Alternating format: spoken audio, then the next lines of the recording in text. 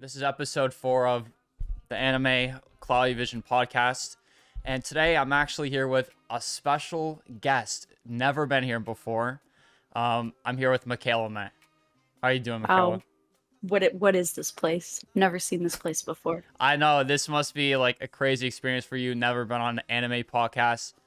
But today we got a lot of crazy topics we're going to talk about. First one we have is Monster. Now, I told you about this before. I told you it's kind of like Death Note, but it's kind of not. And you've watched like 15 episodes so far. So like, what are your thoughts? I'm kind of hooked, to be honest with you. I really like it so far. Yeah, so for those of you watching who don't know what it is, it's basically like it's like when a doctor, he gets like this this guy works as a doctor, but then he gets his patient who's like kind of insane, and then it turns his life upside down, and he's like on the hunt from the law and stuff. And I read the Monster, the manga, but like you're watching it, so like what are your thoughts? So are you watching the dub or sub? You're probably watching sub, right? How dare you ask me if I even watch dub? How dare you? Dude, I'm like the opposite of you because I only watch the dub, so I assume that everyone else does. But then you're always like, you only watch the sub. The only thing I watch dubbed is Ouran High School Host Club. Bro. Oh, when I did watch like a few episodes of this dubbed, and the doctor's voice, I could not get over because it's the same voice actor of Gaara from Naruto. And I'm like, okay, this is the one anime I'm gonna have to probably watch subbed. I can't do dub for this because like his voice is just very like monotone. But yeah, I mean, it's definitely like that in the sub too, though. I think that's just the character as a whole, though. Yeah, the main character Tenma is like one thing about him. Yeah, he is kind of a people pleaser. But I would say the anime itself isn't primarily revolved around Tenma himself because I'll be honest, I don't think he's like an incredible main character, but I think he's a good supplementary character for the story that's told, because a lot of the things that happen in Monster are based around like different events that happen. Like he meets so many people, there's so much stuff that happens, and it kind of follows the story of Johan, who is like the he's like the villain of the series pretty much. And Tenma's trying to like hunt down Johan to kind of clear his name and stuff. And I feel like throughout all of that, I feel like if Tenma didn't really have a lot of people around him or Johan to be hunting after, you would be kind of a bland character. What do you think? Yeah, I agree. I think he just would have been walked all over. Yeah. Like a lot. Especially in the beginning where he's kind of like shown to be this kind of this pushover. Like he initially is like sucking up to the hospital director. He's like dating the hospital director's daughter, even though she's like a scumbag. She's a gold digger. Yeah, and because as soon as like Tenma gets in trouble at his job, she's immediately like, bro, I do not know who you are. And like in front of him, she's just like talking to other doctors and stuff and flirting with them. But yeah, I think, did you get to the part where Tenma met Johan in like the parking lot? I'm all the way out to the prostitute part. Oh wait, you're pretty far then. Okay. Oh yeah. So what are your thoughts on like the dynamic between Tenma and Johan? Like what were your thoughts when they first met for the first time? Because I'm trying to think of how I want to word this. Because it started as like Tenma was, I think he was like chasing somebody who was like escaping the hospital, and then they ran in this parking lot, and then out of nowhere Johan's just there and he's like, yo, I'm the same kid that you operated on when I was like 5 years old or something. And Tenma's like, bro. Well, yeah, he chases I don't remember his name, the lockpick. Yeah, the lockpick guy who helped Johan. And he's like, that's the guy who's been killing everyone, and like outs Johan, and then that's how he figures it out or whatever. But I don't know. I think Tenma feels like this giant sense of responsibility over Johan. Yeah. because he saved him, and now he's like, I need to fix the thing that I did wrong. Yeah, because initially what happened was like Johan was brought in as a kid. He was brought in first, but then like there was the mayor who came in also, and the director was like, I want you to operate on the mayor, even though the kid came in first, which the kid was Johan at the time. And since Tenma was such a good like surgeon, he was able to save Johan's life, which Johan later turned out to be like a massive serial killer. And now he's kind of like trying to right his wrongs. And there's another part in the anime where he says like the gold digger he was dating mentions at one point how some lives are worth more than others. And I feel like that kind of is an interesting contrast to how Tenma's like now thinking that Johan's life has to end, which is kind of challenging his own belief, because before Tenma thought that all lives were worth saving. I think it's interesting how his beliefs are being challenged over time. And I think it's just because of Johan and the fact that he saved. I think it's more of like he saved the opera singer instead of the father, and now two people are suffering. But now he saves one child in the hopes of it helping other people, like his twin sister. yeah. And now it's just harming more people. I would say though, what are your thoughts on like comparing this to Death Note? Because I know the pacing in this is a lot more slow, but I feel like it's more of like a slow burn anime because there's just so much that happens. And Death Note's more like, okay, this happens, this happens, this happens, but this is more like kind of a longer story. I wouldn't necessarily compare it to Death Note. I'd say there's definitely a little bit of similarities here and there, but I wouldn't be like, Yeah. these are on these are on the same level, because to be honest, like I did look into it a little bit, and a lot of people are saying, or I've seen a lot of people mention that like Johan is like one of the greatest villains created, just based on how he is and what he does and how he does it. I feel like it's interesting how they made him out to be like this genius, but you never really like see exactly what he does. Like, how is he so charismatic towards these people? How does he get so many people to like work for him and stuff? Like, I read the whole thing. Like, never during the story do you see like how he like is charismatic towards these characters and like gets people on his side. I think the reason why they might have done that is because there are so many real life serial killers that are similar to that. Like Ted Bundy has always been known as the charismatic and attractive, and you could get him to do whatever, like he could get anybody to do whatever he wanted. And that's pretty much what Johan is in this case. He's the Ted Bundy of this universe. He's definitely like a very interesting character.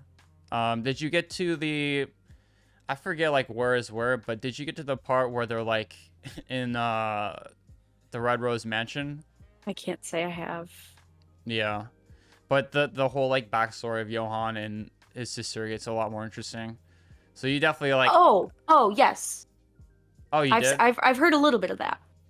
Yeah, that's when it starts to get like their whole history is starts to get really more interesting. The experimental orphanage. Oh, that's 501 Kinderheim. That's before that leads up There's to the more? mansion. Yeah, there's more. Oh my god. Dude, Johan was he was like a dictator, bro. Oh, I'm not surprised. Because 501 Kinderheim was the one where he was at the orphanage and he was like watching as chaos happened and everyone was like killing each other, I think. Yes. And then later they like go more into depth about like how he survived that and his sister, I think. I don't think his sister was there. I think it was because it was just supposed to be all boys. Yeah, because Johan was taken, so it was just him. But there was someone else there. I don't want to say who though. Did you meet who's the cool dude? Like the guy who like the journalist, but he was like also from 501 Kinderheim. I forget his name. I don't think I met a journalist who knew about 501, but he was when they first find Nina. Oh yeah, no, that guy is from the very beginning. Bro, this guy is my favorite character. You're gonna meet him soon probably. But he's he goes in the crazy mode whenever like his life is in danger, and you'll see soon. It's pretty cool, but I forget his name though. He's my favorite character. I forget his name, but he's like a journalist. Huh. I've met the other kid, but that's it so far. Yeah.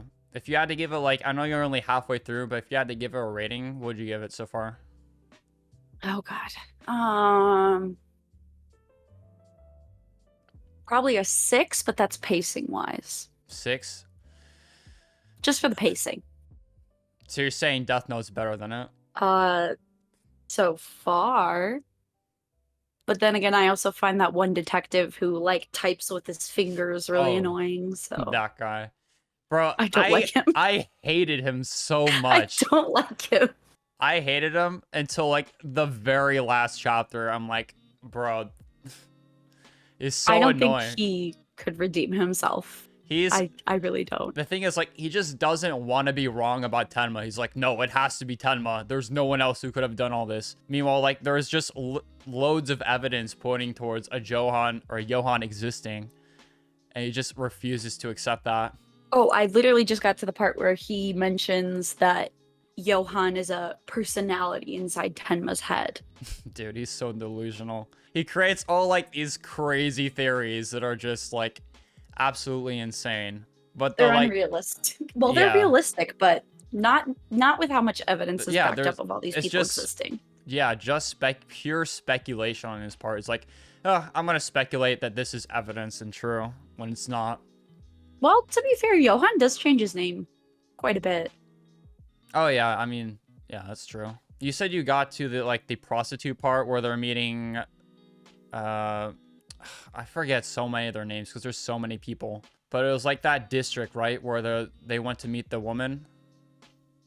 I just got to the major politician's secretary. Oh yeah, I know where you dies. Are. And then Eva, whatever her name is like taunting her gardener for some reason. Yo. Dude, I don't like her either. Okay, who do you hate more, the detective or Ava, who's a gold digger? Eva, whatever her name is. I don't like her. I had some choice words in my notebook about her. I don't know. Like, but somehow at the very end, a lot of these characters do kind of like a somewhat redeeming part to them. And bro, when you get to the ending of the story, I don't want to spoil anything. But like, it's an interesting ending. It's an interesting ending. Am I gonna be mad? I don't want to say anything, but it's oh no, it's crazy, dude. I was confused when I finished it. I had to like look it up, like what happened. But yeah, that's Monster. It's about a monster, and yeah, I recommend it. I liked it. It's about a monster. It's about a monster. Yeah. That's one way to put it. Yeah. Or monsters, plural. But there's a lot, yeah. So, this one is... I would say this is, like, really good animation in terms of, like, an anime. I feel like it's a good adaptation of, like, a manga towards an anime. And it's basically about... It takes place during the Viking Age. And it follows the story of Thorfinn. Or Thorfinn. I don't know how to say his name. Thorfinn. And, yeah, Thorfinn. And he's, like... chasing down this dude who murdered his dad. And that's not a spoiler because it happens in the first episode. But this dude murders his dad and he's chasing down this guy, Askeladd, and he's dedicating his whole life to trying to get revenge and killing him. And it basically follows his story. And there's like a lot of historical similarities. Like there's a character, Leif Erikson. He's in the anime, but it's like loosely based off of him. Thorfinn was based off of somebody. And yeah, you're like 5 episodes in, right? Yeah. Yeah, I watched the whole like season 1 in just like a single day. But but yeah, I don't know. I liked it. What do you think so far? I can't say I'm the biggest fan. Yeah, I kind of had a feeling that maybe you weren't going to be a huge fan of it because I feel like you don't like those types of animes, like the fighting ones and stuff. It depends. I think my big thing with this, I had mentioned that I was going to be watching this to a coworker, and their first response was, Oh, you're gonna be in for a ride. It's very slow paced. And it is. It's very slow for me. I did turn this on dub and did extra work in the background to like Wow, even try to focus. the only anime you watch on dub is one that's like not even worth watching. Damn. Yeah. I don't remember it being slow paced for me because I was like, I feel like what made me keep watching it was at the end of every episode is like a really good cliffhanger. I'm like, bro, okay, I'll just one more episode. And like by the time I knew it was like 3 a.m. and I was like finished with the whole series, but I don't know. Vikings have also never been like a large, I don't know if you say mythology or whatever it would be, but they've never been like in the forefront of my brain. I didn't really care too much for Vikings either, but this kind of like made me more interested in it. I think his dad was pretty cool. Yeah, his dad was sick, and he kind of like had this thing where like he was an insane warrior. Like he would kill so many people, everyone feared him. But he's like, you know what? I feel kind of bad for killing people, and he just settled like in a normal life in Iceland. In the countryside. Yeah. Which I was slightly confused because isn't Iceland the warmer one and Greenland is the colder one? Like, aren't they supposed to be swapped? Am I like remembering things incorrectly? I mean, maybe it's like global warming or something. I don't know. I forget why he like turned into like this really peaceful dude. But I watched both season 1 and 2. Season 1 of Vinland Saga is like really violent, and Thorfinn's like always killing people. But in the second season, it kind of like changes that pacing where he's like kind of more like his dad. So I feel like the whole season 1 of Vinland Saga is like just to set up Thorfinn's character. I feel like, yeah, when I was watching it, I did not expect season 2 to be like as less violent as it was. I did hear that season 2 is better than season 1 from the people who watched it. I personally enjoy season 1 more, but that's because just of the fighting, to be honest. There's a lot of fighting in season 1. Have you met Askeladd yet? Yeah, he's like in the first episode. The one who makes the call to kill the dad? Yeah, he said he was going to honor the fight. Like he's going to fight Thorfinn's dad, who's Thor's, I think. And then like at the very end, like he lost the fight. It was so obvious. Like he fought with his sword. His sword got cut in half, I think. And then he's like, all right, I give up. He puts his hands up, and then he like does this call for the archers. Like a million shots down at Thor's, and Thor's is just dead. And then last one, like Thorfinn was like, yo, I gotta kill this dude for my dad's honor. And he joins basically Askeladd's group of Vikings in order to do that. Wait. He joins his enemy's Vikings to defeat his enemy? Yeah. I mean, he was following them for a little bit, and then he was like, you know what, just join, kid. And he joins. And he's basically, because what Thorfinn wants to do is he wants to fight Askeladd in a fair battle. Because he had a chance to kill Askeladd in his sleep, but he didn't do it. Which, I don't know what the difference is between a fair fight and like killing someone in their sleep. It seems like the same thing to me, but I believe in some ideologies, killing someone in their sleep is like frowned upon. It's seen as weak. Oh yeah, because Vikings were like warriors, and you don't give them a chance to fight back, and that's usually what I've heard from that ideation. Yeah. Well, Askeladd's definitely a character who does not fight fairly and does not care about any of that. Yeah, Askeladd has a very interesting history too, but you're not far enough in, I don't think. And I don't want to say anything. I can always Google it. Bro, don't spoil this. It's such a good... Dude, the ending to the season with Askeladd and the whole stuff that takes place is so good. It's one of my favorite, I'll say, events that happens to somebody in anime.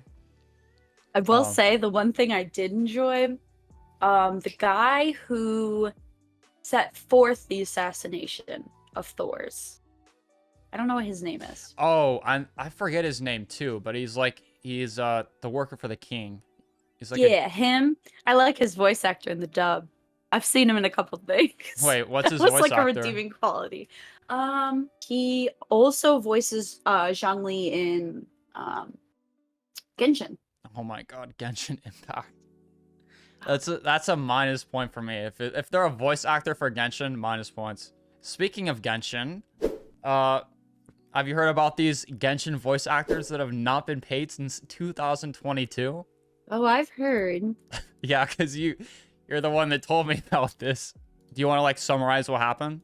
So I heard first from Paimon's voice actor, who has the most amount of voice lines of all the characters, that some of the voice actors, including herself, have not been getting paid for their voice acting work, and it's pushed onto multiple of the voice actors coming out at this point, saying that Hoyoverse hasn't been paying them. Some of them are as far back as like December of 2022. I don't know, I think now is like the best time to be talking about it, especially with the, is it the screenwriters are Yeah, all also striking? Like, it's a lot's going on over there. yeah, and like the thing is, the company is like worth billions of dollars, and they can't even pay voice actors. The tweet says, again, been working for months unpaid on a big project for a studio. I am owed thousands of dollars, and I'm struggling to currently pay rent because of this. This project has made billions. This project should be union. This wouldn't happen if the game was union, telling them to make the game SAG, which is what is that? Screen Actors Guild. And just to be clear, we don't know if this is the fault of the studio or the game company, but regardless, if the game was union, this wouldn't happen. So yeah, some big stuff with Genshin. And then there was a TikTok too, I think, where they like, the Paimon's voice actor made Yeah, Paimon and Sucrose, they both spoke out about it. Hi, I know it's kind of hard to take me seriously when I have a bird on my head, but it is what it is. There is a big game that I work for that is well known, that I have not been paid properly for. From my records and my agent's records, we have sessions dating back to December 2022 that I have not been paid for. I am now owed a significant amount. I have recently told them I am no longer going to go in and record more until I am paid. I don't know if this is the fault of the studio or the video game company. I don't know who's at fault. It truly doesn't matter, because bottom line is, if this game was union, this wouldn't be a problem. Yeah, so basically, like, they're not getting paid. Then here's Sucrose's response. Hey guys, Genshin fans, there's been some controversy about me, and I'd like to address it, because a lot of it's really toxic, so. You know what? I think that's a good TikTok with the ukulele. Okay, so there's a representative from Hoyoverse sent Kotaku a statement in response to allegations of delayed payments, and they said, quote, "We truly regret to learn about the ongoing situation. Genshin Impact values the respect, work, and effort of everyone involved, and we support our voice actors to claim their proper due. We have made payments to our recording studio on time, and we have immediately urged the studio to pay our voice actors. Meanwhile, we're also seeking alternative solutions. We'll keep everyone posted on further developments." So as of right now, I don't see anything that shows that they've been paid, and I hope they do get paid, because, you know, they're the ones that make the games like fun and whatnot. Despite as much as like I kind of joke about hating Genshin Impact, I hope they are actually paid. Yeah, I'm looking through Corinna, which is Paimon's voice actor, just to see if they've said anything, but I haven't seen anything saying whether or not they've gotten an update. That's that, I guess. How long has this been happening for? The first time I heard about it was that TikTok I sent you of Corinna. Yeah, and then the Hoyoverse statement was just on July 14th. They tweeted in July. Okay, so they responded kind of quickly. Anyways. July 14th, I've finally gotten word that things are being fixed. Thank you to everyone. That's the most they've gotten so far that I've seen. Okay, well, I guess they are kind of following through with that then. That's good. There you go. Definitely still posting about all of the SAG strikes. Not sure if that's related to that or if it's just standing by all of Hollywood. I mean, I think it's probably a mix of both, to be honest. Anyways, I gotta show you this Uzumaki trailer. You know, the guy. Okay. No. Junji Ito? Yeah, you know that guy. Vaguely. Bro, he is okay. So the first, one of the first mangas that I read by him was Uzumaki. And this is by far my favorite manga by him, easily. It's like the best artwork, the best story, best characters, and it's amazing, simply put. And they've been working on this like animated movie for like years, like 5+ years. And they just now put out a preview for the movie. And so I gotta show you this. Bro, this is incredible. Na, Kirie. 一緒にこの町を脱出しないか? 何それ? 駆け落ち? 君は何も感じないのか? Okay, I'm gonna pause it so I don't get copy striked. But basically, like the last Junji Ito's had a few mangas that have been turned into like short anime stuff, and a lot of them did not turn out great. So like the fact that the art style in this is like so similar to the manga, I'm already happy with. Like this looks insanely good. And this is the one with all the spirals and stuff. 最近やけに渦が多い。そうね。それに風までもがやけに渦を巻き上がる。親父が変になったのもこの町のせいだと俺は思ってる。親父は最近は会社へも行かず書斎に閉じこもって。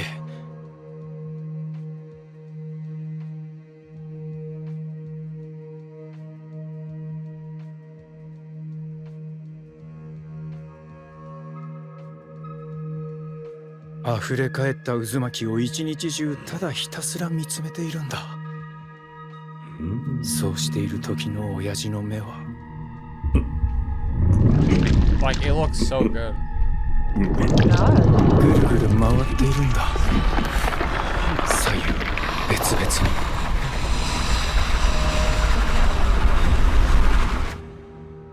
に。しかも異様に滑らかに。左右の目を別々に？ある日の夕食の席では味噌汁にナルト巻きが入っていないと怒り出してとにかく渦がなければ気が済まないんだ。風呂でも必ず渦を作るらしい。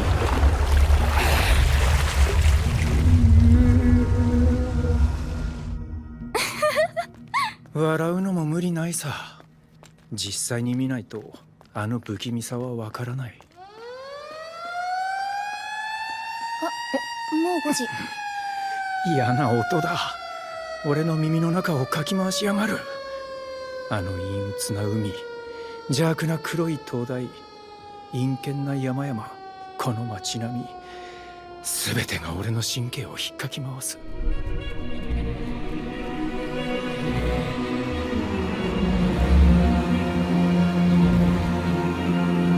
So yeah, that's Uzumaki. I'm so excited for this, bro. Like, I don't think you've read this before or like seen anything from it. But each chapter is like it's about a different type of spiral and like how people in the town are getting obsessed with it. So like the first chapter will be like, oh, there's people turning into snails and the snails have spirals, and like that's you know, people are getting freaked out from that. Or there's like Wait, turning into snails? Yeah. Or like there's as you saw, like the dad who's like obsessed with spirals. Like he turns his bathtub into a spiral, and he just like and then like the spiral consumes people. And bro, it's crazy. Like the artwork in this like looks like the art in the manga. It even looks like a little better, I would say, because it's more like clean or polished. I know I watched the what was it, the Junji Ito collection that was on Netflix. I think this one looks a lot better than that one. Yeah, the collection got a lot of criticism because it was, when I watched it, a lot of it wasn't adapted correctly. Like they left out a lot of the stories. A lot of the stories didn't end without giving enough context for what was happening. I just feel like there wasn't enough time to explain some of the short stories that Junji Ito had. And the artwork, I feel like in it was not as good as it could have been. Also, one thing I could not stand was Tomie's voice. Maybe that's because I was watching the dub. Maybe that's just my fault. But yeah, I hope this turns out really good. It looks good so far. It looks good. Oshi No Ko. I watched 6 episodes of this so far, and you've seen all of it. You skipped an episode? Wait, what? There's 7 episodes. Oh, well, I missed the last one, I think. I thought there was like 10, but I got through 6. No, there's only 7. Bro, I could have just watched the last episode then today. Bro. Yeah, there's only 7 episodes. It's very short. I was surprised because the first episode was like an hour long. And then the rest were like 20 minutes. I thought they're all gonna be like an hour long. But no, it's so good. Yeah, I was confused on what it was at first because it starts off with like this doctor guy, and then he gets turned into a baby, and then he's talking as a baby. He's renamed as Aqua, and that just takes this whole turn in the story where now they're living the life as his reincarnated self as this guy. But yeah. So for a better explanation, Oshi No Ko is the story of these 2 twins who are reincarnated into, or these 2 people, 2 separate people, a doctor and a cancer patient, who are reincarnated as their favorite idol's twins. The idol was not meant to let anyone know about the pregnancy. Nobody can know. She went to this backwood town with this doctor to have the babies.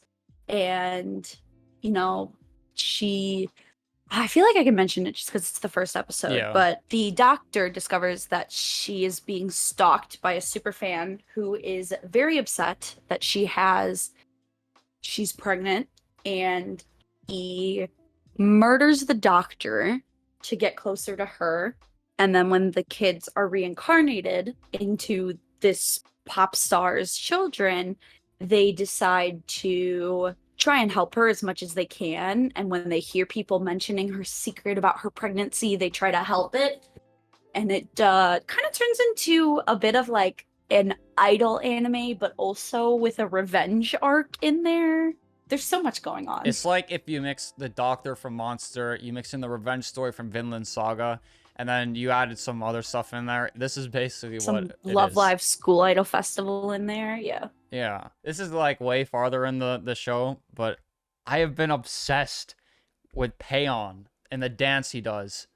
You know that part from Oshi No Ko? I cannot get this song out of my head. I cannot get this song out of my head, bro. It's been stuck in my head for like 3 days now, and I cannot. Bro, okay, but just some people remaking that scene. Oh yeah. Yes, I saw those. I saw those people. I'm gonna play this just so people know what we're talking about. I would subscribe to this dude. Actually, I'm going to.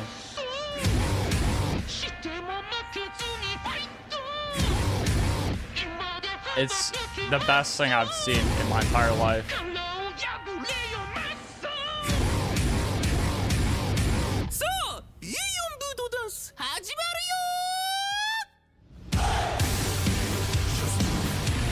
It's the best thing I've seen in my entire life. I'm not even joking. For context, the 2 idols, which is Ruby and oh god, Aquamarine. Akane, It's actually no, it's not Akane. It's Kana. Sorry, Ruby and Kana, when they're starting up Ikomachi for the second time, they meet up with Pion, which is their or Pion, something like that. Chicken guy, who is their Strawberry Productions, their company's online influencer, and he helps them build a little bit of a following by having them do one of his workouts with him. Because doing a collab is the fastest way to grow, they said. Yes. And originally they're gonna do a prank, but then Ruby didn't want to do it, so they did the chicken dance. That's Ruby for you. Yeah. Here's the anime version. This is the best thing I ever seen, dude. I just like that that's the part that sticks out to you in this whole thing. It is, bro. Like, how do you not see this and then not like have this stuck in your mind, bro?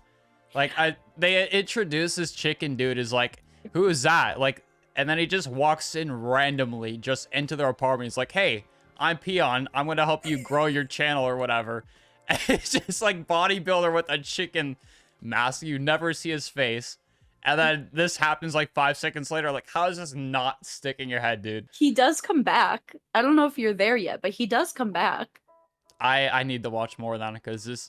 I would watch an anime just on this, and I'll give it a 10 out of 10. Because then when it's... I don't know if you've gotten there yet, but when it's Ruby, Kana, and the girl with the cat ears that has a Twitch channel, essentially. They have Twitch in this? Yes, she's a streamer. Whatever her name is. It starts with an M, but I don't know what her name is. He comes back to help them learn their dances and to like boost their motivation and everything. Bro. He's great. So what did you think of Oshi No Ko? I personally love it. I like the direction where it was going in first, with them kind of being reincarnated and then like having this whole revenge story. But it feels a little bit like there's a slice of life in this where it's like things aren't actively being pushed too much to progress the plot line. Although they are, but like a lot of the time is spent, you know, around these, we got to do these acting gigs so we can get close to this guy. And then there's like a whole episode revolving around, okay, acting. Okay, wow, you're actually an amazing actor. Yo, I'll tell you about this dude. That's crazy. And then you kind of like learn more about the bad guys. But yeah, I don't know. It's good. I see your note that says the intro song goes hard. No, I didn't write that. Yes, you did.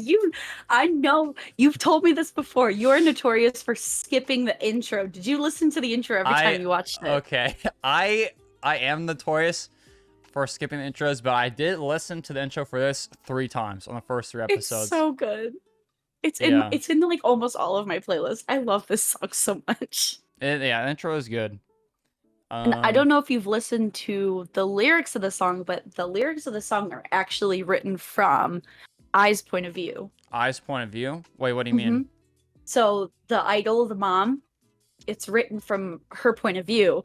The whole song is about how she fakes her emotions to please her fans and how she pretends to be this person and she can't really be herself because she wants to please everyone and make them happy. Is that why Ruby doesn't like lying? It's because I had to lie? No, because I lies her entire career. But like, and that's part of the song too, is like, I put on this persona for you. But at the very end of the song, she talks about how like the only thing she's ever been honest and truthful about is loving the kids.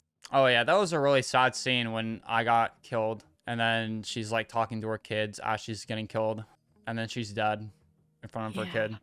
And then like you see her eyes and she just is not alive anymore. You're saying this so casually. I mean, yeah, that was pretty crazy. This one's one of the few animes that I actually have the manga for too. I've got the first 2. It is. I've only got two manga collections that I have, and this is one of them. Damn, that's crazy. Also, see, you got the video of the babies dancing. That's a good one too. Oh yeah, this one. When they're like trying to hide their identities, but they can't help but do the fan chant.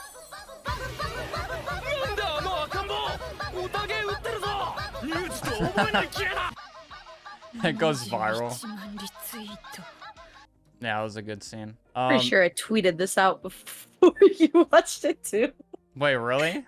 It was that exact scene. I'm pretty sure I tweeted it at some point. Dude, they got some good dances in this anime. They do. Do we ever find out who the dad was? Not yet, no. Oh, it's still like in progress being made? Yes, they're working on season 2 right now, actually. Okay, I have a question. Does Aqua remember his past life being a doctor or not? Yes. He still does, even like as a teenager? Mm-hmm. So does Ruby. Ruby remembers her entire history too. Because I wasn't sure if they remembered it as babies, but then forgot it later on. But no, they remember it the whole time. Because I feel like that's a huge advantage to being reincarnated, and stuff like that. Yeah, no, they both remember it this entire time. Wouldn't that be weird though? Like you're pretending to be a baby, but you're actually like a 30-year-old dude. I mean, they kind of address that a little bit occasionally. Where, I mean, there's that whole scene with their adoptive mother down the line, where they basically tell her they're incarnated by demons to get her to not do it. Oh yeah. Expose her secrets. Yeah, they pretend to be demons and stuff. But they just forget that over time though. Like as babies, they threaten their adoptive mom. Like how did they just move past that? I don't think they ever forget it. I think they choose to ignore it, because I know Ruby calls her mom. Well, no, Ruby doesn't call her mom. She talks about somebody else. But I think they also do refer to her as like a motherly figure at some point too. Damn, I wonder if the adoptive mom feels threatened still because of that moment. I wouldn't be surprised, because I know she kind of takes them in because of that, but she also does a lot for them. I mean, they always said as a production company that Strawberry Productions would never produce another idol group after what happened to I. And then, Ruby says, all right, it's my turn to be an idol. And they're like, okay, like if this is what you want, then sure, we'll do it. That's crazy. That's a good mom. Yeah, I feel like that's all we got for this episode. What do you think? Well, you didn't give me your score of Oshi No Ko so far. Oh, the score. Oh, you want a numbered score? I do want a numbered score. I would say probably like, what'd you give it? I gave it a 10. I give it a 10.1. I shouldn't have been surprised. I shouldn't be surprised at this point. Yeah, okay, my actual rating, I'll give it like, a 6. Because I am like... Why? I'm still waiting to get like invested in the story. I don't know. There's just not enough fighting or killing in it. How are you not invested in this story when you're almost 6 episodes in? Bro, it's like I'm watching it. Okay, it's like I'm watching it to see what happens next. Like it's cool, but it's like, still kind of like mid. But I'm waiting for the fighting scenes to happen. You have to keep watching. Yeah, I'm like 1 episode left until I'm done. You haven't even gotten to some of like the biggest, like I see that you wrote that Akane is getting cyberbullied. Did you just start episode 6 or did you even watch it? I watched it last night, but I didn't take notes as I was watching. So you saw the ending of episode 6? Yeah, she tries to jump off the bridge and then Aqua saves her. Oh, so maybe there's not 7 episodes. How many episodes are there? Like 9? I'm pretty sure it was like 10 because I was watching it in High Dive. Well, yeah, but then there's also that weird episode where it's like episode like 6.5 or something like that. 6.5, 9, 10, 4, yeah. Because 6.5 is just like a deep dive into like the behind the scenes. Behind the scenes? Mm-hmm. Wait, so did you read this? Did you read the manga for this? Did they... They've only got the first 2 chapters out in the English version. The rest of they're still working on the rest of them getting transferred over. Because I know like sometimes they leave out stuff from the anime. Is this based off of the manga? Yes. So, okay, you've read it, right? No. Oh. Well, not yet. I was gonna ask like if they add more stuff in there that they left out. I mean, so far that I can tell, it's actually pretty even. From what I can see so far, it's pretty much the same. I mean, there's a little bit of like a sneak peek of what's to come at the beginning of the first one, but otherwise, I mean, It's pretty accurate. Does the okay? Why is he joining the dating show again? I forgot. It's to get the information, right? Yeah, if he joins the dating show, then it gets him closer to somebody that knows more information about his dad. That's like his Target. It's the director that he's friends with. He like works with him. He gets invited onto another show to also get more information about his dad too later down the line. And slight spoiler, but the character he plays is actually very similar to the person that murdered his mom. Wait, the person that he's a similar character. So he's a murderer? Oh wait, that makes sense because he's trying to murder his dad, which is the one who tipped off the murderer and gave away his mom's location. Oh, that makes sense. So it's like a revenge story. Kind of like Vinland Saga. It's like Thorfinn if he was reincarnated. You want a good revenge? Well, no. I don't know if I would say good, but you want a revenge story? Go watch School Days finally. Dude, no. I'm not watching School Days, bro. Why? You started it? You didn't like it? Dude, no. I'm not finishing that. I did make you start it, though. You did start it. Is it actually a revenge story? Yes. Okay, what's the best revenge story anime? Oh god. Hold on, I gotta go look at what I've actually watched. Black Butler's a good one. Never seen that, so it doesn't count. Are you being serious right now? Yeah. Black Butler's a classic. Bro, I've never seen. Bro, I'm not like okay. You know what? Maybe I should watch it. Oh wait, no. I watched a few episodes in 2016. Okay, but okay. Wait. I'm sorry. This is gonna bother me. How did you? Is it good? I've watched almost every season. Season 2 was terrible. Don't watch season 2. If you can skip season 2, skip season 2. Oh, kind of like Promised Neverland. Season 2 is bad. Was Promised Neverland season 2 bad? I like started it and never finished it. That's what I heard. I liked the first season. The second was not good. The first one was really good. I need a new thing to get into because I just finished Berserk and now I'm depressed. Well, I liked Black Butler for a long time. I haven't watched some of the new episodes. I think the best season is Book of Circus, personally, but that's me. What is it about? If you had like Circus? No, like what's Black Butler about? Oh, CL's parents are murdered. CL essentially offers his life up to a demon to help him get revenge on his parents' murder. Oh, so it's a revenge story.